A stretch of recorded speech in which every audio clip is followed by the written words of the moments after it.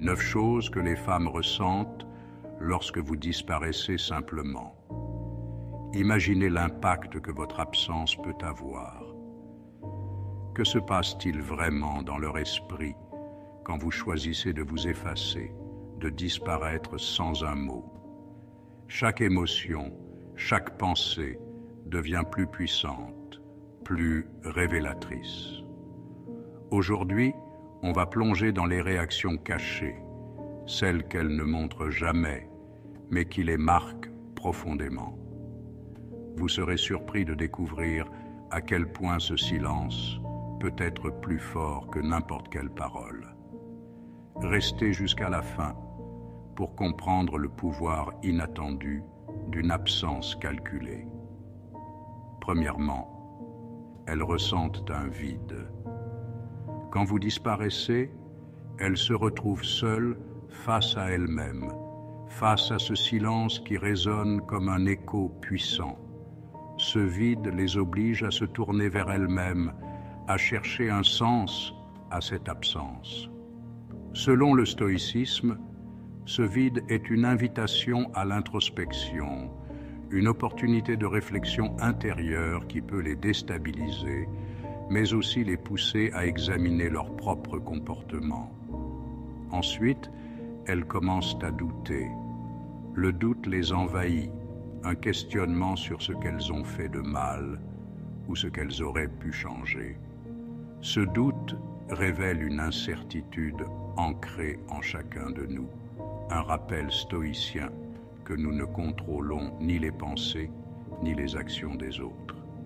Pour elles, ce doute devient un terrain fertile pour l'humilité, une façon d'apprendre à accepter ce qu'elles ne peuvent pas contrôler, et ce sentiment de perte peut être une leçon difficile, mais enrichissante. Puis, elles ressentent une perte de contrôle.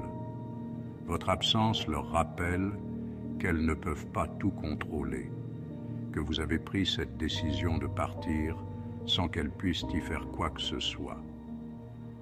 Dans la perspective stoïcienne, accepter que certains événements sont hors de notre emprise est un signe de sagesse. Cette perte de contrôle peut les amener à lâcher prise, à renoncer à ce besoin de toujours tout maîtriser, à comprendre que l'essence même de certaines relations est de laisser les choses se dérouler naturellement. Après cette perte de contrôle, vient la curiosité. Elle se demande où vous êtes, ce que vous faites et pourquoi vous avez choisi de disparaître. Cette curiosité, c'est le mystère que votre absence impose. Selon le stoïcisme, certaines choses doivent rester dans l'ombre, car le mystère peut révéler des vérités inattendues. Cette curiosité les pousse à se questionner davantage et parfois à regarder plus profondément en elles-mêmes pour chercher des réponses. La frustration suit naturellement. Elles veulent comprendre, elles veulent des réponses, mais elles n'en obtiennent pas. Cette frustration est un rappel de l'importance de la patience et de l'acceptation, deux principes fondamentaux du stoïcisme. En ne leur donnant pas ce qu'elles désirent immédiatement, vous les obligez à apprendre à gérer cette impatience, à s'accommoder du silence et à comprendre que tout ne leur est pas dû. Un autre sentiment qu'elles peuvent ressentir était la vulnérabilité. Sans vous, elles peuvent se sentir exposées, sans repère, sans cette présence qui les rassurait. Dans le stoïcisme, accepter sa propre vulnérabilité est essentiel. Elles apprennent ainsi qu'elles ne sont pas invincibles et que cette fragilité n'est pas une faiblesse, mais une vérité universelle.